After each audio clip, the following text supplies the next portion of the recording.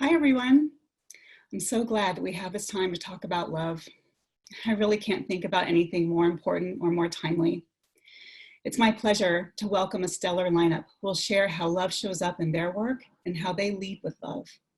Joining Valerie Kaur on the panel will be Markus Walton, President and CEO of Grantmakers for Effective Organizations. Markus is a wonderful partner to NCG and a real pro when it comes to putting love into philanthropy.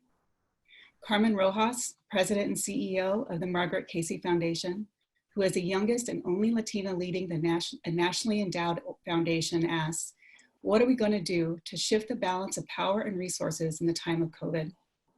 And Eric Ward, Executive Director of the Western States Center, where through his experience and expertise helps us understand the relationship between hate violence and preserving democratic institutions. Again, as a reminder, please continue to add your questions and comments to the Q&A throughout the discussion. And with that, I'm going to turn it over to Markus. Thanks. Well, thank you so much, Allison. And thanks everyone for being participants in what is almost an understatement to offer as unusual time, but maybe important times and a unique opportunity to come together as Valerie mentioned in her presentation earlier. Special thanks to the panelists for being present. I'm gonna invite you all to activate your voices and we'll move directly into the conversation. Carmen, Eric in particular, if we could just take a moment, it was amazing, an amazing opportunity to start off with a breathing exercise. And so I'm going to just invite us all to recapture that embodiment practice, breathe into the spaces where we can use a little energy and dig into some responses, reflections on what we heard. So either of you, if you could just take turns, give us a sense of how did you interact with the conversation? What did you take away from Valerie's amazing presentation?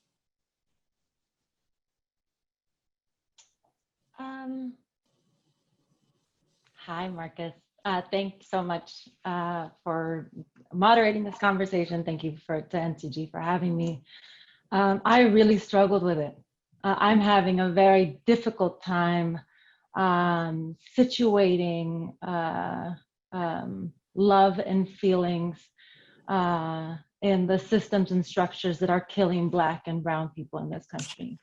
I think oftentimes love is used as a way to find charitable solutions for structural problems. And I really, I struggled, you know, I think that I struggled with the picture of a sheriff in the opening video, right? And what that means in a moment where 1 block from my house, the police are gassing young people. I struggled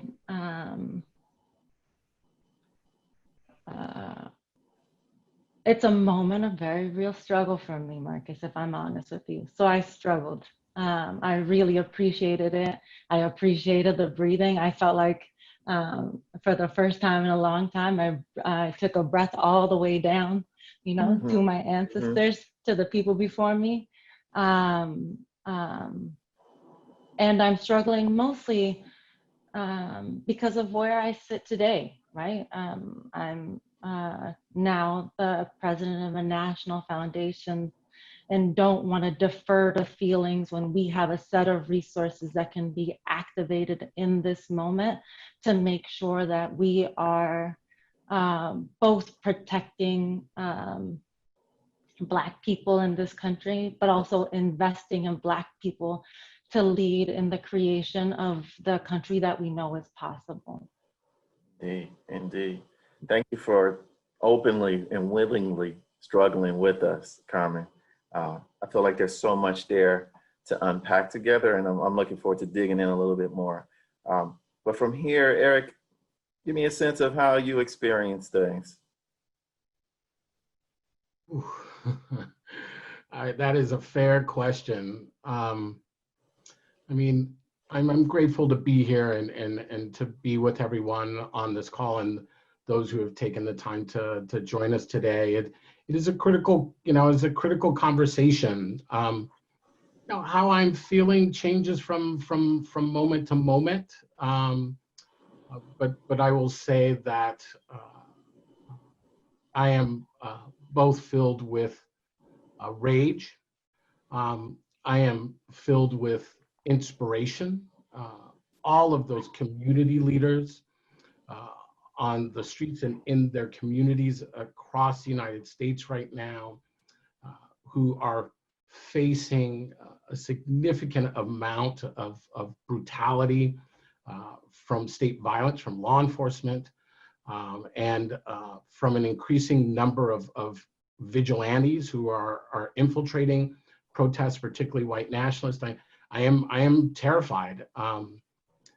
Those who know me, if you don't know me, 10 years ago, I said that this is the moment that would come in this country, that we did not have very long to prepare, but it is no longer a question of it coming. It is here. We have children who have been disappeared and are in detention centers. We have American Muslims who are being surveilled. We have massive terror attacks by white nationalist paramilitaries. And now, on top of the disproportionate deaths that African Americans are facing from COVID, right? Nearly 1/3 of deaths from COVID in the United States are African Americans. That means 1 in 2,000 African Americans has died from COVID in the last 3 months. And on top of that, on top of the economic depression, we are now being asked to tolerate a huge level of brutality. And I think Black Americans have had enough. I feel the rage that I felt when I was harassed by law enforcement when I was in 3rd grade. I feel the same rage when a cop put a gun to my head when I was 17. I feel the same rage that occurred less than 10 years ago on my way to the Ford Foundation when a police officer attacked me. I am tired of being brutalized. My community is tired of being brutalized. And what we are seeing now is a public referendum on racism in America. And folks are being asked to take one side or the other in that referendum. And it's time for us to be serious. There is so much at stake in this country. Democracy is on the edge. And I think of the young daughter of George Floyd, who was on the shoulders of one of her family members in Minneapolis, looking at the peaceful protesters who were marching around and said, "My dad changed the world." That young girl deserves a life, and she deserves a better world. And why we fight for George Floyd, I want to be clear that this struggle is for her. And this struggle right now is a frightening one because this is a country that does not care about Blackness. And we will stand. This is our moment. We will save this democracy, whether other folks care about it or not. It is the only thing that will keep us safe. Well, thank you. Thank you both. In listening to each of your responses, I suspect it's no coincidence that there were moments when I noticed my breath leaving. It was exasperating to consider the impact of what you described. I viscerally felt, Carmen, my own feelings of grappling, I'll use the term, grappling with how this is relevant in this moment. And Eric, when you talked about the numbers, just the sheer numbers of impact from COVID, it felt exasperating. And I noticed an exhale, like, and in the same moments, it took me back to when I think about, the language and how in some of our racial equity practice, we talk about how important it is for us to be clear about the language so that we're all using, defining terminology in the same way. So I'll ask in a moment to define for you to just define how you think about love in the context of this grappling moment. But I also disclose, quite frankly, that when I think about it, what is it that we mean by love, especially as a verb, not a noun, but a verb. You took me back to how I feel about my 5-year-old daughter when she was first born in particular. And there was a compelling energy that somehow allowed me to extend beyond what I had conceived of as possible before in a way that was just unconditional. When it was just me, my mindset was different, but it was something about this being that I was now responsible for that introduced me to another aspect of my being. Something dormant became open and available. And since then, I've been actively engaged in attempting to cultivate that. And something about that feels like love, a love that's an all-in way of approaching my being present in situations.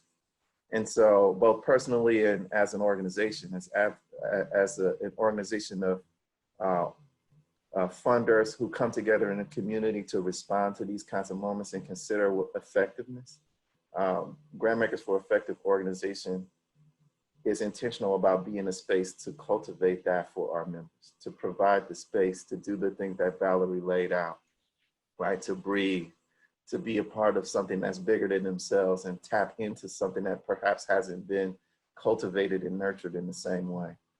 So that's how I think of love and how Geo enters into this conversation as an intentional advocate in that regard. We're all in, and we're asking a question like philanthropy: what does it mean to be all in for our collective well-being? Carmen, as we grapple together, how do you define love?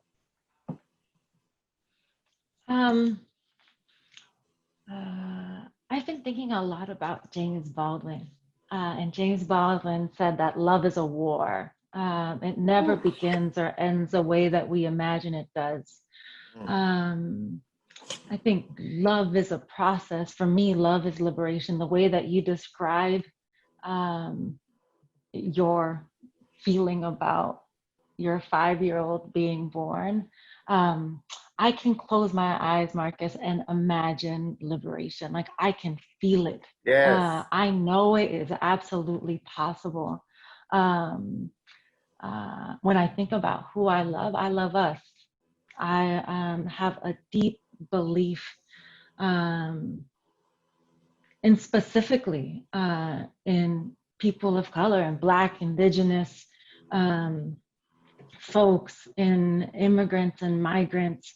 I have a real depth of love for our capacity not only to survive, but also our capacity to create. And it never, I just don't think love ever begins or ends the way that we imagine it to, right? In the interpersonal way, in the collective way, in the social way. Love is, I feel like love is like the deepest reflection of us looking at each other whole.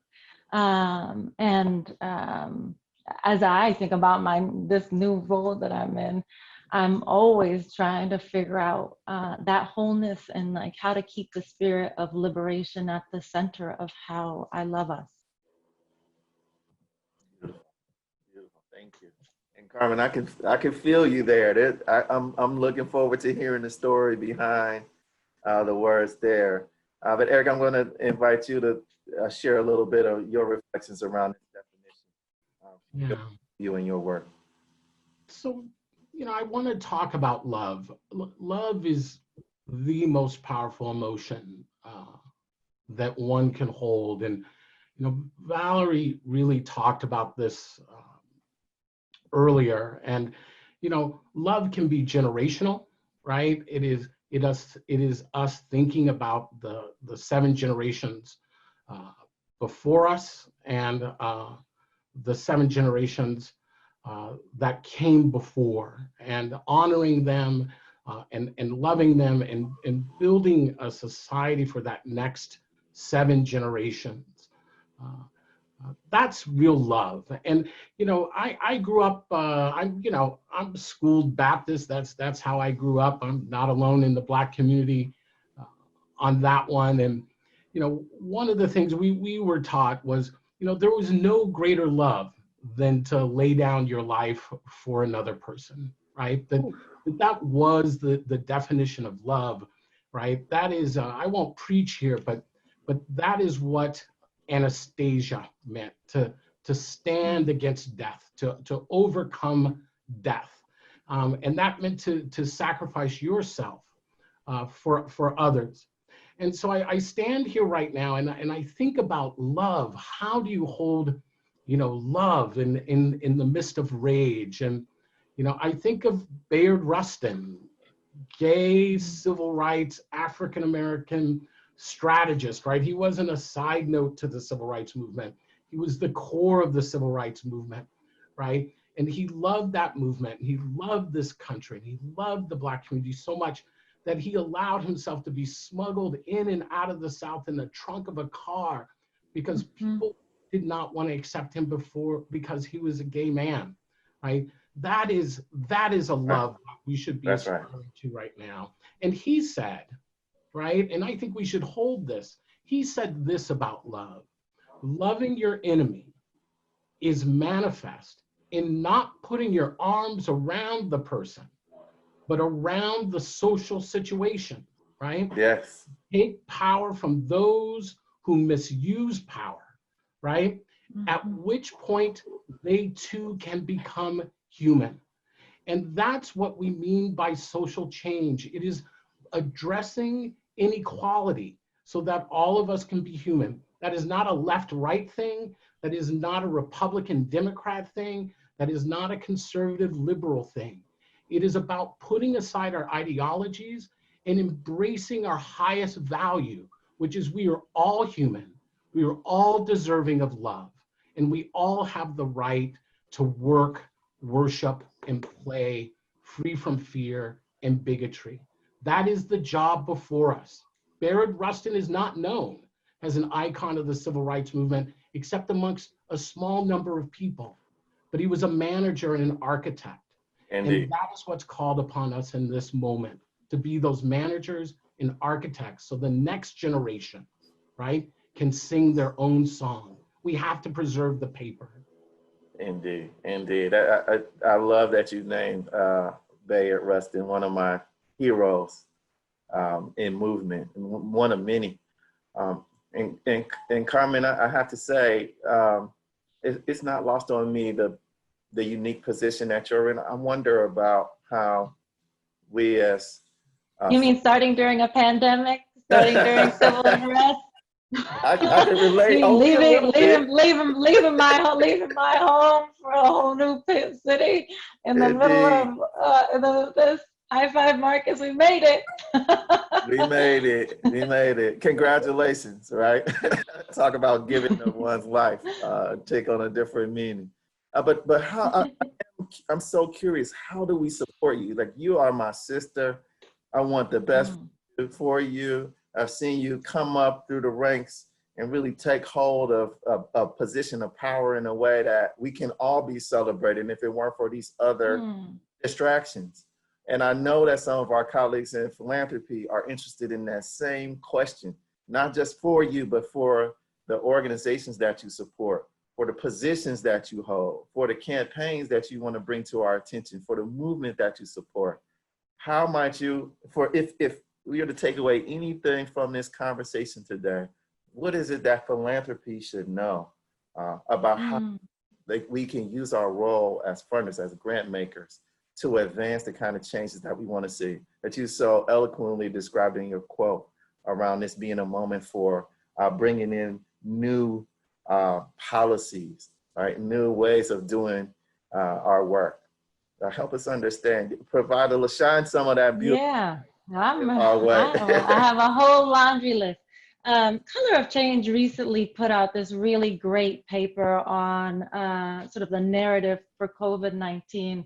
And in it, they describe the ways that we may narrate both COVID-19 and the civil unrests as if it is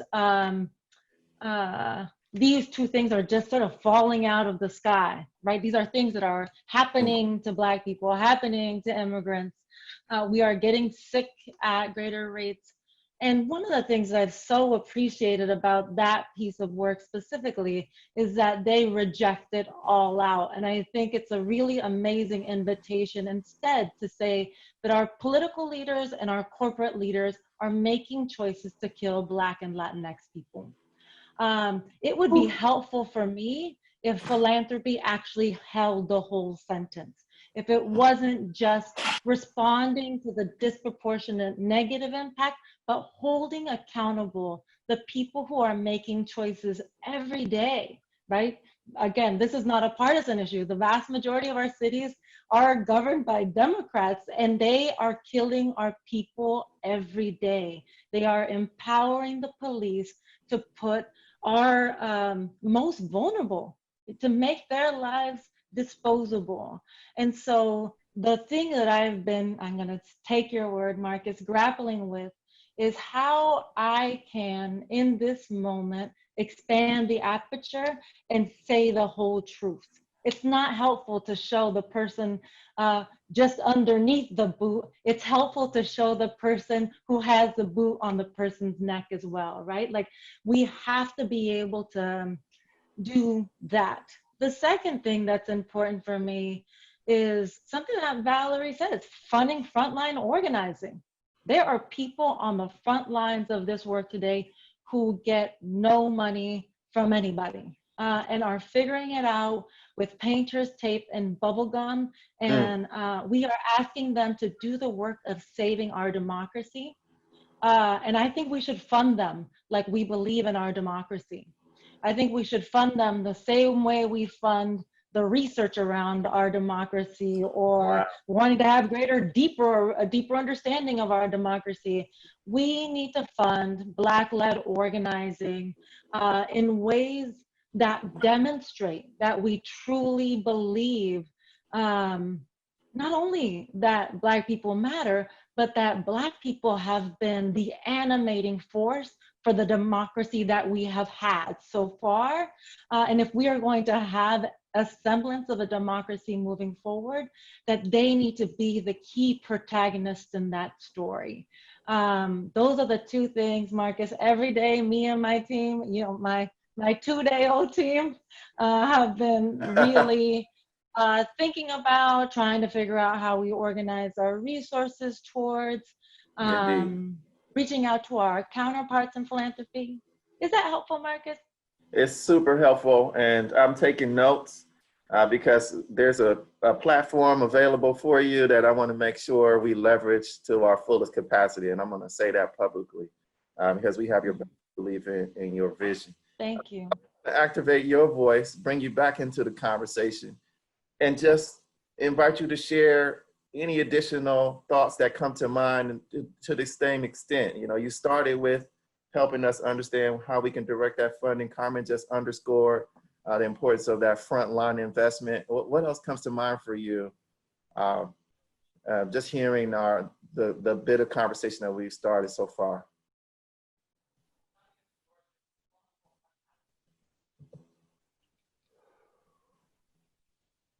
Markus, were you asking me? I'm asking Valerie. That's what I thought. That's how I was just making sure. Sorry, I thought that was directed to Eric. I was just so present listening to you both. Thank you so much, Carmen, and thank you so much, Eric.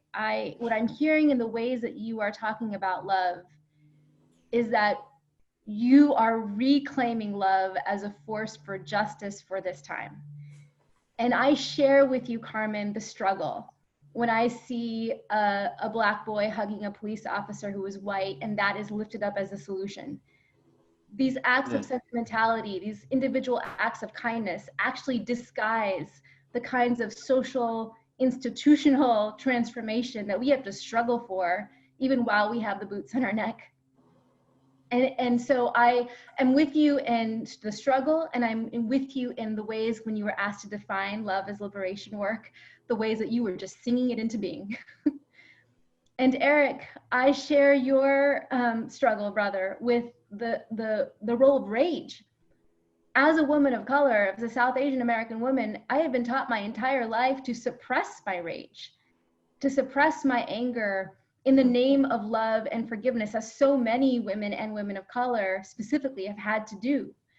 But we can go back to Black feminists like Audre Lorde, who say, our rage carries vital information. Like Bell Hooks, who talks about having to harness that rage as part of the labor for love. You know, I think about, and one of the 10 core practices of revolutionary love is rage. It's honoring and harnessing that rage. And so when I'm thinking about what it means to reclaim love, I'm taken back to that moment when my son was born. He's now 5 also. He was placed on my chest. And I had this like rush of oxytocin through my body. You know, I was shaking and I was sobbing and I was having that beautiful rush of feeling. And in the meantime, my mother was getting out her bag and preparing the doll and Joel, like preparing to feed me while I was feeding my baby. It's like I looked at my mother with new eyes for the first time in my life. My mother had never stopped laboring for me from my birth to my son's birth. She knew what I was just beginning to wake up to, that love is more than that feel-good, fleeting, fickle moment. Love is labor, and laboring for another's wellness and dignity and future and survival and flourishing. And what are we called to do now, in like no other time in history, than to labor for Black lives, to labor for those who have most been seen as disposable in our country and in our world.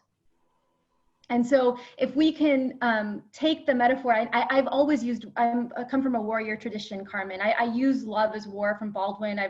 6 are saint soldiers, Sant Sipahi, you know, or warrior sages. And I do believe that the metaphor of war is useful for the kind of courage it takes to fight the good fight. We all soldier on, warrior on, that's yes.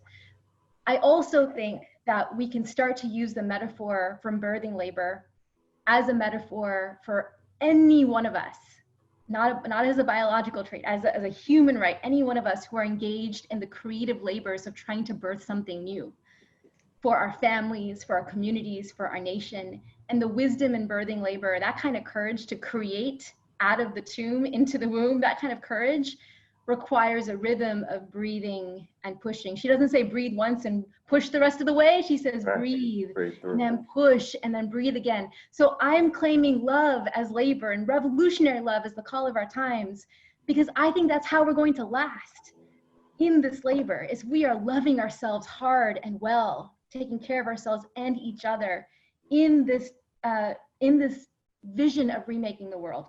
And when I call upon our ancestors, all the social reformers in history who we most admire, they did not only resist oppressors, they held up a vision of what the world ought to be, and they labored in this love. Nanak sang it, Muhammad led it, Jesus taught it, Buddha envisioned it, King dreamt it, Dorothy Day labored for it, Mandela lived it, Gandhi died for it, Grace Lee Boggs fought for it for 7 decades. They call for us not only to unseat bad actors. I want to remove this president, but I know that won't change the conditions that put him in power. Our job is to reimagine the institutions of power that order the world. And the case that I'm making is that actually love, when it's revolutionary love, that is the only force that is potent enough and gives us enough power in order to engage in that long labor, because reordering institutions is the work of a generation, of a lifetime. Great. No, thank you so much. All right, Eric, that's a lot to follow, but it's a perfect setup between the two. Before you respond there, I'd like to encourage everyone to take advantage of our chat area with questions. We knew that there's no way in one conversation we have enough time to respond to all of the different things that are coming forward, but we want to make the most out of responding to your questions. But Eric, there's a lot there, and people in our membership are here on a regular basis. People want to know what to do. Amidst lists of calls to action for funders, how does one cut through all of the clutter and identify the kinds of responses that bring forward the kind of impact and the fulfillment that is responsive to what we're talking about here today. Yeah. Look, I as both a philanthropist and a nonprofit leader, I sit in a rare space. I think I'm one of the few philanthropists who ran back to the field. That is not my lack of love for philanthropy, but it was, I think it was the role I needed to play. So I'm gonna be honest here, right? And I'm actually saying this with love, right? And saying this to myself. So it's not someone just from outside saying this, like, we are called to a higher purpose in this moment. And it is not just the police brutality, right? It is, I don't know how else to say anymore that democracy is going off the rails. And if you can't see that around you right now, I don't think there's anything I can say that's gonna change your mind about that, right? This is not like we get to November and then all of a sudden things snap back to the way they were. We are just simply in a new moment. And there was something happening in philanthropy that was very powerful. And I don't want to say this is gone because it's still happening. But there was a segment of philanthropy who realized this wasn't about partisanship and ideology, right? That this was about joining in circle, right, with those who are most vulnerable in our society. It was a belief that the voice of the people was central to finding real solutions that move us all forward together. That is a pact that many of us made in philanthropy less than 10 years ago, right?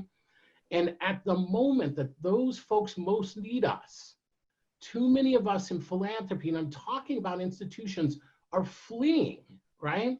And it's time for us to come back home. I will just say, it is utterly ridiculous. Again, I say this with love. It is utterly ridiculous that in the moment we are in right now, that we are making our nonprofit leaders go beg for dollars, right? They don't even know if they're gonna have dollars for next year or 2 years from now, right? Why can't we just tell them they have at least minimally the funding they have right now for the next 3 years? Imagine what they can do if they just knew they had minimally 3 years of funding, right? That's things that we can do tangibly in this moment. We can provide scholarships for those who aren't part of organizations, right? There is so much we can do, right? We can double, triple our giving, right? If you don't believe this is the moment where like we've been waiting for, and you think it's a further long-term arc, then that money will be replaced by the market. I was in philanthropy. I know a little bit about how the market works over time. So my piece is this. This is time for us to remember, as philanthropists, we actually have a home, right? We have built communities with these organizations and with those leaders. And it's time for all of us to come back home. You don't have to do anything different, but I hope you will. You don't have to spend more money, but I hope you will, right? But what you can do is to stop these amazing leaders from having to go around and put together 10,000 here, $50,000 here. Is that really what we want them to be doing in this moment? Let's let them do what we have invested in for the last 20 years. Let them build community. Let them take us forward. Agreed. It's happening, Eric. I will say, like, I don't know if I'm like a Zoom. I'm new to Zoom, but I like.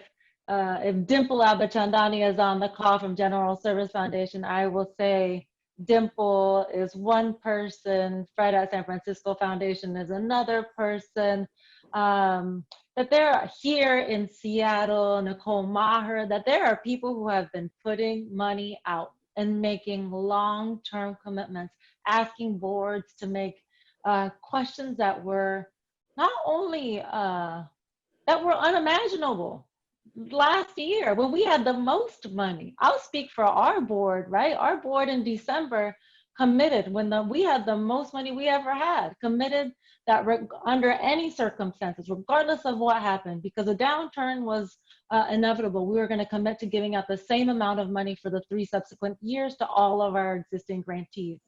And then it's about the process. So I think if it's a little bit of salve, less salve and like a little bit of Vaseline, it'll be like Vicks Vaporub for you. It's like there are people, Eric, there are some lights. I think we just need more people, but I think that that's also where we have to hold each other accountable. I don't know that I agree with you. I do think we have to be more ideological. And that doesn't mean that we're more partisan, but somebody asked a question about the other side, loving their family. The challenge is with the right loving their families is that they love their family so much that they don't believe my family has a right to live and exist. It's at the expense, it's on the backs. And I just don't live in that. I live in a world of abundance. I am evidence of what it's like when a lot of people pour their love into you. I am like the deepest, truest expression of that. I think we have to take back the terrain that's an ideological terrain as philanthropy. I think we can't be afraid of saying things like every working person should live a life of dignity because people feel like it's partisan. I feel like we can be abolitionists and not actually, and that's not a partisan issue. I fear every day for my brothers, for my nephews, for my cousins. I fear absolutely every day. And that's not, I don't want to live in that world. When I close my eyes, like I said to Markus, I can taste our world of freedom. And so it's happening, Eric. And I think that my, how do I say, my addition to what you said was not to actually let go of ideology. That I don't really care about partisanship, but I'm a proud progressive. I'm a proud person of the left. And I don't want to have to hide that because I'm afraid that that's going to be deemed as partisan. There is no left party. So there we go. We can take back that terrain, right? Like, you buy that, Eric? I think, so here's what I think about sometimes. I think about, I'm out here in the Pacific Northwest and mountain states. And so I do spend time in rural, suburban, and urban communities. And, I think folks in rural communities and even some conservatives, they get a bad rap, right? I think many of the stereotypes that I hear some of my friends make about folks in rural areas right, about their music, about how they dress, right, their cars, right, remind me of the same, not the same exact stories, but the same type of stories that get told about Latinos and African Americans. And I also think in the rural equation, we forget, right, there are tribal nations in many rural, not just, but in many rural areas, that are sometimes the largest governments in those areas, right? Latino immigrants, Asian immigrants who are out there doing much of the labor. And I think they get forgotten about in that urban rural piece. And it, I just say it's good to complicate it. But I'll come back to ideology. I think, I don't care if a person, I truly have come to a place where I don't care if the person is a 72-year-old conservative white veteran in Eastern Oregon, right, who can't get a job because he faces job discrimination because of his age, right? And we know veterans are discriminated against as well. Or it's a 14-year-old trans South Asian woman who can't get a job in the streets of Portland because of discrimination around their identity, right? I feel like we're at a point now where everyone gets the right to live, love, and work, right? That is actually non-negotiable. That's not an ideology for me, right? That is a lived value. And that's not a value I'm any longer willing to compromise on. I like you, Carmen, I think you're absolutely right? That this scarcity model, this narrative of scarcity that has permeated too much of our conversations across the political spectrum is one, like you said, we just need to throw it away, right? We are in a society of abundance. We are in a world of abundance. The problem is not abundance. The problem is inequality, right? And we simply don't get out of the inequality loop unless we let the most vulnerable have their voices heard, have presence, and have power, right? And I think someone asked earlier about, please speak to Native populations, right? We should understand, even in the midst of the intense brutality from state violence that Black Americans feel, the truth is that Native populations actually experience it at even a higher rate. So imagine that for a second, right? And we just don't move forward unless we begin to have honest conversations about our history and about where we want to be 7 generations from now, right? And we don't move forward unless we center the most vulnerable, and they are out there right now. Turn on the news, right? Turn off the scenes of people attacking property. Go on YouTube, listen to what people are saying there, right? Look at protesters and police kneeling together in the streets in some cities, right? Look at the law enforcement agency down in Texas, right? Who, when the paramilitary folks showed up, actually sent out their SWAT team not to harass protesters, but to take on like the paramilitaries. That's the kind of love we are talking about, right? And I gotta tell folks, this is our moment to tell the stories. What are the stories we want told about us? Think about what the story is you want folks to tell about you. And I think we can give more in this moment. I think we can do more. I think we can go home right now, right? We get over the mountaintop if we all come together. And that means dragging and kicking some folks who don't want to come with us. That's what it means to love. Let's get right to this. I'm really appreciating the dialogue here, and we're getting close to that moment where we're short on time. We're going to try to get the last comments in there. I'm rolling up my sleeves. You couldn't see me, but I rolled up my sleeves during that last part of the conversation so we can dig in a little more to some of the comments that you made. And I really appreciate this question that came from the sidelines. And for those of you who have put questions into the chat room, at around 20 after the hour, we'll get specifically to your questions, but we've also been integrating them into answers along the way. But there's one that I just find really compelling in the context of what both Carmen, you, and Eric mentioned. And this is around nationalists, right?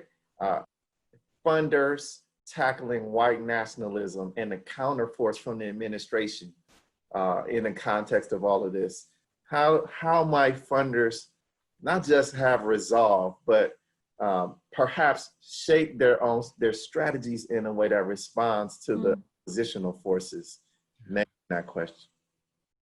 And anyone feel free to respond. You too. Well, this is Eric's terrain. Yeah, I mean, I've helped communities organize against the white nationalist movement since the early 90s. And I want to give, I talk about giving respect to those before me, right? I want to acknowledge all the folks who carved the terrain on that in the 60s and 70s, folks like Loretta Ross and Leonard Zeskin, Chip Burley, and and many others. So I won't list them all, but I am thinking of them all in this moment. You know, I will say this, what we have to understand is we have to deal both with systemic inequality, and we have to figure out how to manage the rise of these violent social movements, right? That are not about reinforcing, they're not trying to take us back to the days of Gone with the Wind, right? They are trying to create a scenario of ethnic cleansing in order to create an all-white ethno state. And if we have to understand these are both violent organizations and they are also using civic engagement, right? The way that we respond is by ensuring that we have strong laws around hate crime intervention, right? It is critical, right, that there are not only criminal penalties, which I think we are over-reliant on, but also civil penalties and education. 2, we need strong state and local government who are both trained at intervention around the criminal elements of white nationalism, but we need to fund organizations on the ground who figure out how to move in that terrain and how to manage so that white nationalist terror doesn't immobilize us, right? The third is that we have to start funding work around countering white nationalism. There are so many groups who are taking on that work. Yes, Western State Center, Southern Poverty Law Center, which I'm a senior fellow of, Anti-Defamation League, but I want to give props to groups like Color of Change, right? Muslim Advocates, the Sikh Coalition, so many others who are taking on other angles and who don't get recognized, right, as taking on white nationalism. Their work to deplatform folks on the internet, right, their work to educate their communities to make sure we are not wedged by one another. Those things are very, very profound. It is an element of work that is deeply underfunded, and we pay the price.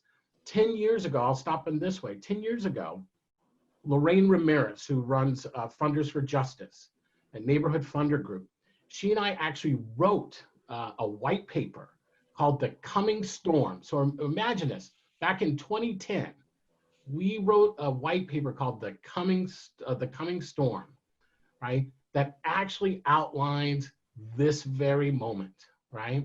And we can't go back in time to 10 years from now. But what we can do is to make sure organizations of color actually have resources. Every organization of color in America that is receiving funding from foundations should have the resources to have a desk on white nationalist violence and activity in their community, in their state. It's real. That is a social movement that is crafting both narrative and expanding the parameters of what's acceptable in terms of exclusion, not inclusion. Right. Exclusion in our society. You know, Thank you. Back in 2012, when a white nationalist opened fire in the Sikh Gurdwara in Oak Creek, Wisconsin, I remember being there shortly after, seeing the bloodstains in the carpets and the bullet holes in the walls, and watching my community trying to rebuild the Gurdwara in front of my eyes, rebuild itself. And I remember we could barely break through the noise. We were just trying to explain to people who we were in the first place, how to pronounce our names, what Sikhs believe. And within it, we couldn't sustain national attention for a week. The curtain closed, Mitt Romney announced his running mate, and boom, they were out of town. We wanted, as Sikh advocates, we wanted to move the conversation to taking on white supremacy in America and white nationalism in America. Back then in 2012, the only way we could get people to understand our anguish and pain as a community of worship, as a faith, a house of worship being attacked, was to compare the attack to the 1963 church bombing in Birmingham that took 4 little girls. Our call was like, how do we prevent another Oak Creek? We could not have imagined that in the years to follow Oak Creek, since 2012, white supremacist attacks on houses of worship have become routine, from Charleston to Pittsburgh to the mosques in Christchurch. That white nationalists are now globally, each leaving behind a manifesto or an example to inspire another. Heavily armed, globally connected, rising movement. If people had listened to us back then, invested in us, helped us lift up our platforms, might we have created an alternative future here in the United States? And so we're in 2020, and this is what I want to take a step back and name the moment that we are in, that America is in the midst of a demographic transition, that within the next 25 years, the number of people of color will exceed the number of white people for the first time since colonization. And we are at a crossroads. Will we birth a nation that has never been? Truly, a nation made up of other nations like this has not existed on the face of the planet. A nation that is truly multiracial, multi-faith, multi-gendered, multicultural, a nation where we strive to protect the dignity, which is not ideological, I don't think, Carmen, dignity, the dignity of every single person where power is shared. Will we birth that future, the promise of America that has never been, but yet still must be, right? Will we birth the America that we have always dreamed? Or will we continue to descend into a sort of civil war with those who want to return America to a past where only a certain class of white people hold cultural, political, and economic dominion? I believe those are the stakes. And with climate change, we are running out of time.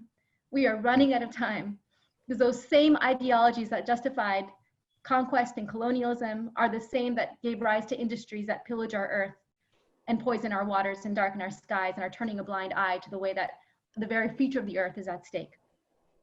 And so if those are the stakes, that's why I believe that those who hold the resources, it rests on you. Where you put those resources determines which vision of the future we will live into.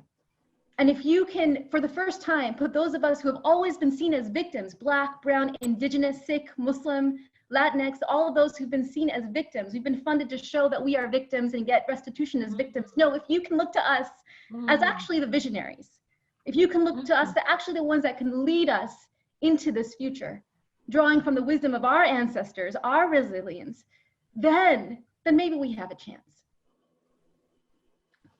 All right, Carmen, you get the last word on this. Oh gosh. Yeah, but I'm noticing a theme here. I'm going to work with you. I told you I got your back. You spoke earlier about opening the aperture to tell the whole story and how philanthropy is operated from one that's closer. So that I love the analogy because the cameras on our phones, everyone knows what an aperture is now. You zoom in, zoom out. So philanthropy, from what you described, seems to be zoomed in a bit too much on something and missing a bigger picture. Help us understand the bigger picture of possibilities for philanthropy in the context of— We are zoomed in on diversity, equity, and inclusion, and we need to zoom out to white supremacy, anti-Blackness, and anti-indigeneity. Like, we have to zoom out. I have been thinking a lot about this. Two things right after I got this job that kept happening to me. And I've been sitting with other Latinx leaders in foundations, one in particular in Chicago. We had this conversation, and I've been trying to find the moment to share it because it's been so troubling.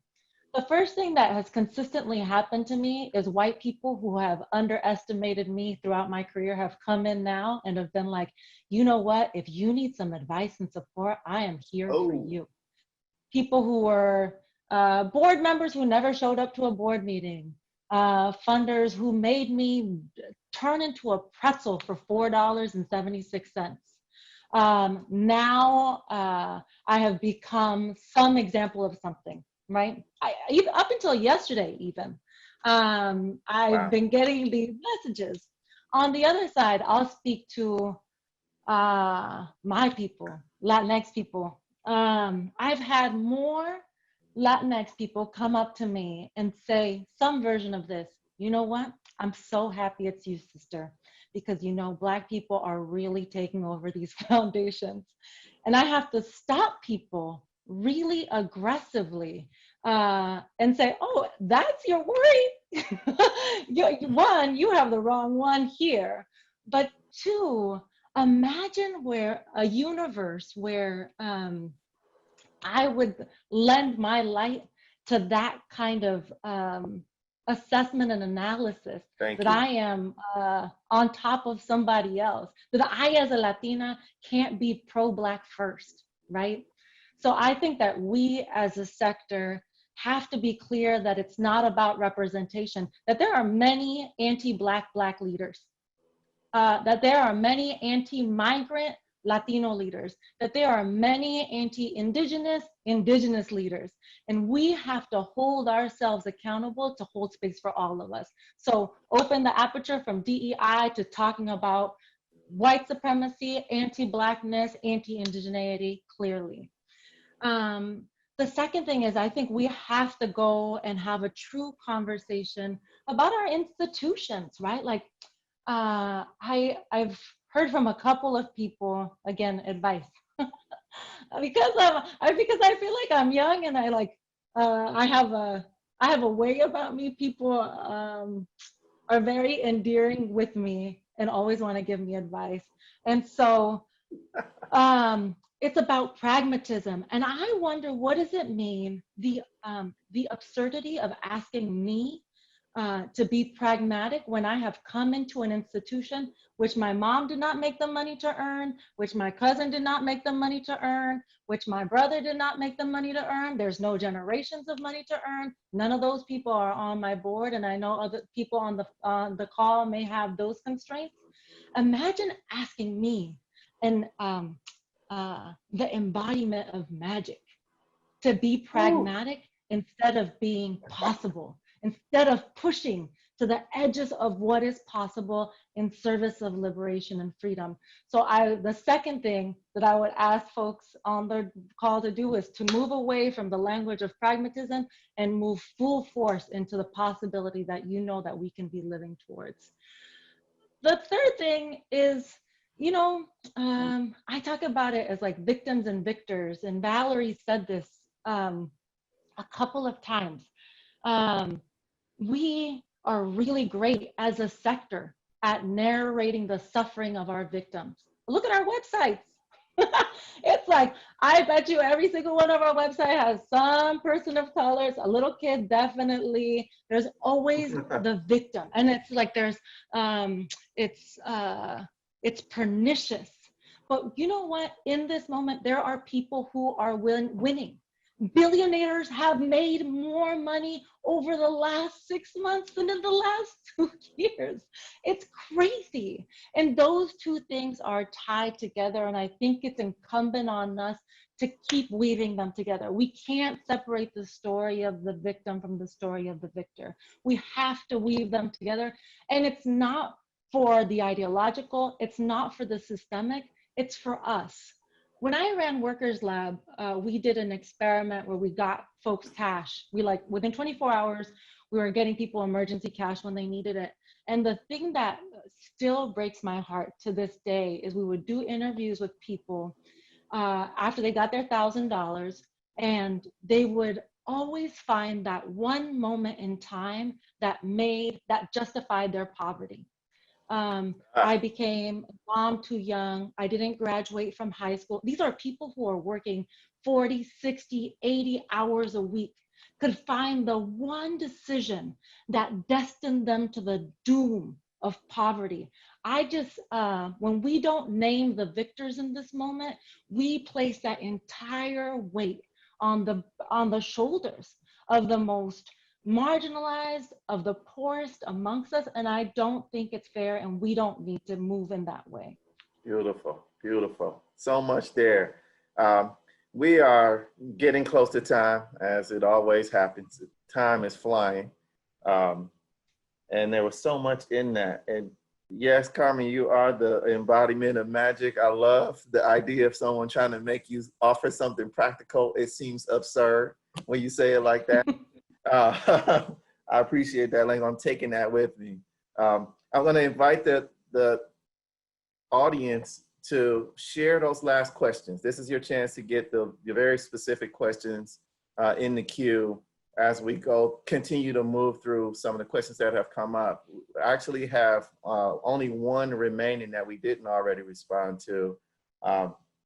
It's connected to this. I love the idea of practical versus practical versus possible as a dichotomy, so to speak, in how when we zoom out, open the aperture beyond DEI, it really does get to the cultural norms that shape our thinking. And that's what I heard you saying. It's like, get to the both and move beyond the scarcity thing, all of those things that uphold white supremacist culture and institutions. But there's a very set of practical things too that we also want our colleagues to understand and speak to. And this question gets to the heart of one of those that for Geo, for years, has been a part of the party line, so to speak, around encouraging general operating funds, right? Making the funding more flexible for nonprofits. In this context, though, the person is asking if you could speak to how we encourage that practice of flexible funding of general operating funds when emergency or rapid response dollars are also critical. And they're concerned about the fundraising burden on staff from grantees. Like, what are some very specific ways we can think about that practice? One of the reasons I came to Marguerite Casey is that's all we do is multi-year general operating support. The vast majority of our grantees have been getting general operating support for upwards of 10 years. I'm not sure I understand the question, Marcus. Does it feel like, so we also do rapid response? Yeah. We do both and. I think it's, Valerie said this, right? Like, we have to be able to respond to the crisis of now while planting the seeds for the future. This is what I heard from you, Valerie. And so I think that philanthropy has the room to do that, right? Like we can respond to the crisis of now. This is where we need to have a depth of relationship and love with each other. That many institutions, I think, spend a whole lot of time trying to like be the first in or trying to be get attribution or credit. When 1 in 4 of Americans is not working and the federal government is moving like over $1 trillion at a fell swoop, let's just be clear that like our $100,000, our $1 million even are a drop in the bucket. So there's no attribution. Like that's like the thing that we just have to like, we're trying some things, right? And we're supporting people, but the call, I think, in this question is that we have to work more to develop greater alignment and partnership. Rooms like this, right? NCG, not only to be in conversation, but to put our money together, to invest in the same set of leaders in the same exact way, right? Like, it doesn't make sense if I can be the only person that's like, oh, we do multi-year long-term general operating support. If I'm the only one out here doing that, that doesn't, not only does it not serve you all, it doesn't serve our grant recipients, and it definitely doesn't serve me. It serves me and it serves us when we're all moving together in the same way. And so finding those opportunities to partner, I think, are really critical. So Eric and Carmen and Valerie, what I'm hearing in this question, and this is just an interpretation, is that there's a narrative that's suggesting that you can either do one or the other. And so absolutely applaud and appreciate Marguerite Casey for his history of doing both. And yet you also can appreciate that there are some institutions out there, we know many of them, where this is a conversation that would have to go to the board level as a conversation between this or that, either this or that, which is an absolute reflection of what we were talking about, that white supremacist cultural norm conversation, as opposed to the both and just embracing multiple possibilities. So my sense is, and I've heard this a lot from our colleagues, that they're making a fight. They're making a case inside of their institution, perhaps. How do they both summon the courage to do that, which I think you responded to amazingly with, that don't necessarily go it alone.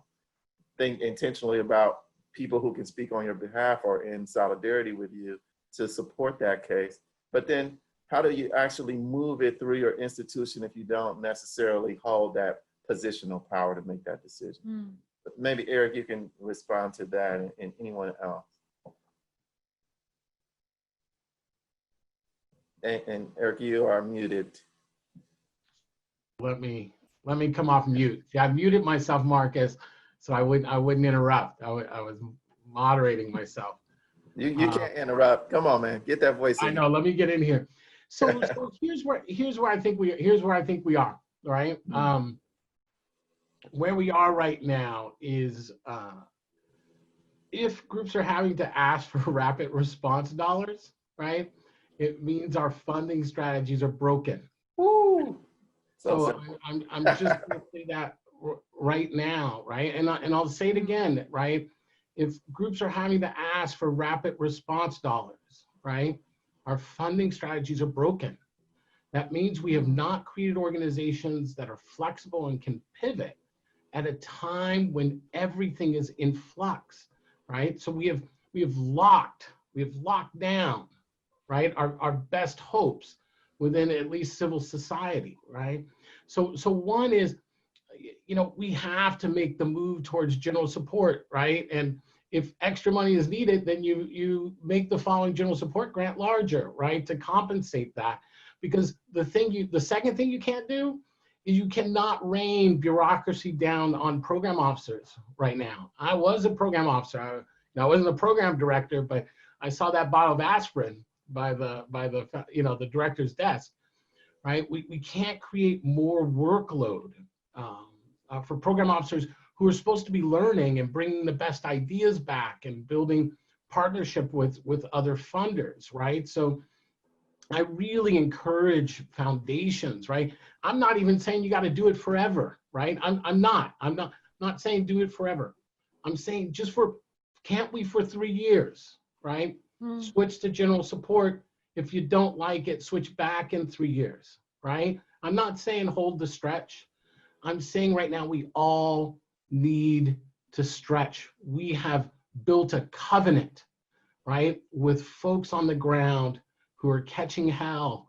They really need us right now, right? They need us to be part of the family we said we would be part of, right? Part of the generation we said we'd be part of. And the third thing we can do is we should have those conversations with our boards, right? Our boards should be hearing and wrestling and struggling with this. But we can be testing something while we're having that discussion and then decide, in fact, we're not going to go there. We don't have to have the discussion and then get to a point of decision, right? And so I just really encourage folks, like, if I could just say this, Marcus, and then I promise I'll shut up. You know, we used to play a game when I was a kid when we were poor called If I Were. And we'd make up all kinds of things about, you know, if I was in the car and the brakes went out, this is what I would do. And then we argue about it, right? And the question, the most sobering existential question that would come up every summer, right, would be if I were in the midst of the civil rights movement in the 1960s, here's what I would do. We'd make up all kinds of things about what we would or wouldn't do, right? We didn't understand the choiceless choices of our parents. But that question haunts me to this day, and I think it should haunt all of us, right? What would we have done? And I'm here to tell, like, the 147 people listening right now, right? If you don't remember anything else I said, remember this. You no longer have to wonder what you would have done in the midst of the 1960 civil rights movement. Whatever it is you would have done is the exact thing you were going to do when you get off this call. Make it count. Make your story count. Beautiful, beautiful. We are at a point where I want to give enough time for each of you to offer a final word to the group. And I really want to thank you for allowing me to be a traffic cop. You don't need much of anything in this conversation. I could have just turned on the mute and let you go. But there's been some real powerful conversations. Speaking to boards, rapid response being an indicator that the system is broken, powerful. Carmen, the aperture, zooming in and zooming out, and not being so fixated on especially the D and I component of the equity conversation, but appreciating that it's a bigger picture that's focused on justice and how we interact with each other, coming together as opposed to operating independently. The generational impact, Valerie, of what we're doing and being intentional about that on the front end of our work. As you think about all of these things and connecting it back to how we talk about and think about the expression of love that philanthropy ultimately can be, you know, thinking in terms of possibilities through very explicit and specific actions and ways of doing our work. What will you leave each of us with as we close out this important conversation and move into our individual places of shelter, so to speak? One that wants to go first, and then I just invite the three. I definitely don't want to go last, so I'm gonna forget it. You think I don't know who else is on this panel? You're gonna play me, Markus. I absolutely agree with Eric. Like, this is the moment. People are dying. It's we could not have asked for greater visibility into our healthcare crisis, our democratic crisis, the racial crisis that we are experiencing. And so tomorrow is the day, right? Like, it's the day for you to take a different choice, to actually take action, to be in solidarity and in relationship with the organizations and leaders who are on the front line of building the country that we know is possible. Yeah. I want to, give my time to Valerie and let her close. I want to honor her and her community and their allyship over decades and their love for justice. I just want to tell everyone on this call, I love you deeply. I do not say that in any shallow way. My love is a mountain that will not be moved, right? And this is the balance that I'm holding right now. That is where the power is. Thank you, Valerie. Shortly before this pandemic was upon us, the Sikh community lost a great elder. His name was Baba Punjab Singh.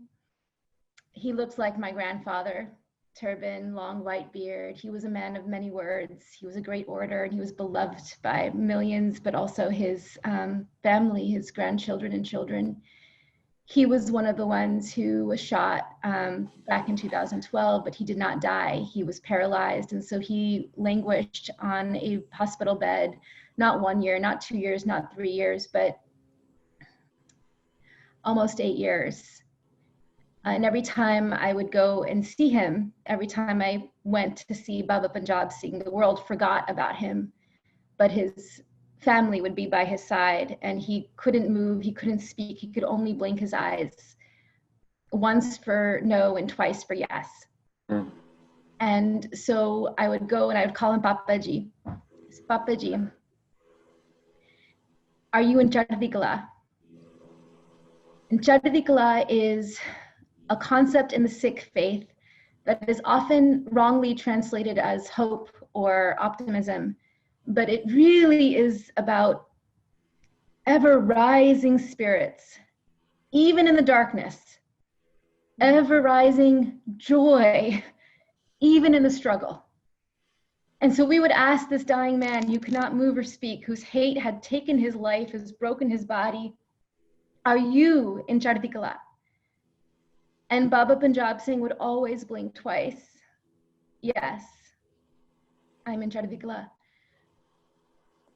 And I think if Baba Punjab Singh can be in Chardhi Kala, could be in Chardhi Kala through that darkness, his love, his life really outlasts the container of his lifetime on earth. I can feel his love now. I can feel his ancestry behind me, his bravery behind me, his lessons behind me. If Baba Punjab Singh could be in Chardhi Kala in this darkness, then so can I, and so can we.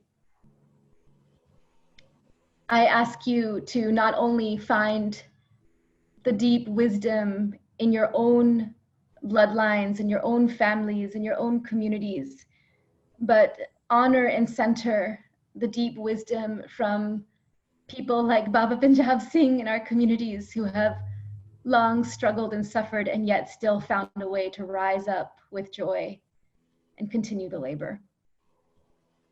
Thank you. Thank you. And I only say, again, with so much gratitude, thank you all for making this conversation possible. It's been an honor to be a part of it. I'll invite all of our audience to offer gratitude to the panel, and I will turn it over to our one of our hosts to formally close us out. Take care, Steve. Thank you so much. Thank you. Thank you, Markus, and thank you, Valerie and Eric and my good friend, Carmen. I really appreciate the conversation. It was so valuable, and you had so many, I think, really important things for us to hear and advice for us. Thank you. Thank you all for that fantastic discussion. Very powerful. I was really struck by the statement that I heard from the panel that by addressing inequality, it allows all of us to be human, and that everyone has the right to live, love, and work. And so when we address inequality, it's not just about one group of folks, it really is about all of us, is what is important for us all to move forward. And the interconnectedness between racism and the impact of COVID-19 on communities of color. And following and investing in the voice of people. Thank you for highlighting that.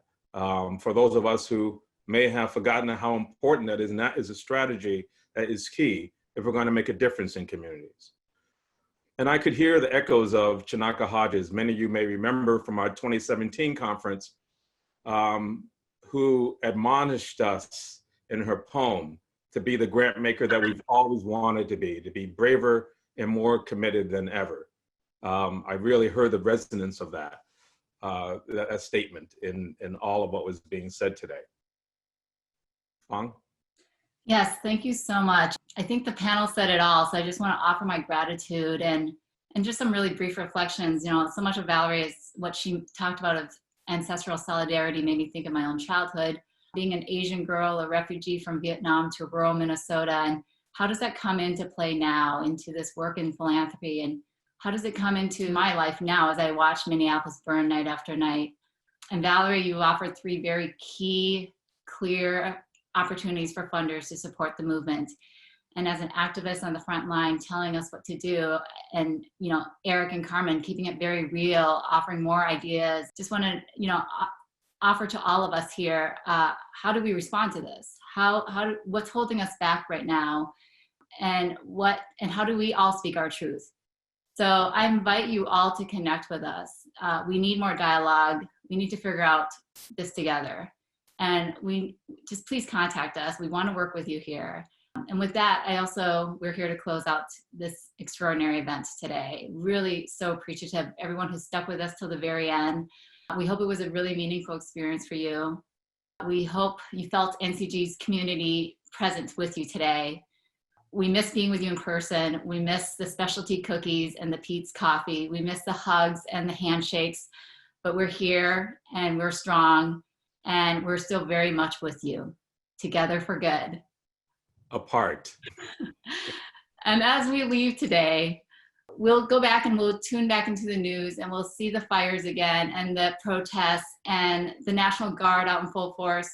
And we'll see images that will devastate us. We really hope there is something from today's conversation, I can't see how there couldn't be, that can offer you some hope and some direction to move forward. Because we as the sector have a really key and important role to play. With everything we have at our disposal, our resources, our voice, our relationships, we can be and are champions for change. We must do it individually in our institutions, but imagine the power of us all doing it together, of coming together. So before we're all tempted to head to our separate corners of our own individual issues and back to our silos, let us work to find our commonality. Let's talk about and rally around the values we hold dear and central to our work: justice, community, our shared humanity, equity, and zooming out in the ways that Carmen talked about. Let us leave today with love in our hearts and the strength for a brave new world ahead. With that, we want to close today's conference, and we invite you all to be well, be safe, be in community, to continue the conversation, and really appreciate you all sticking with us to the end. Goodbye, folks. We'll see you soon. Thank you.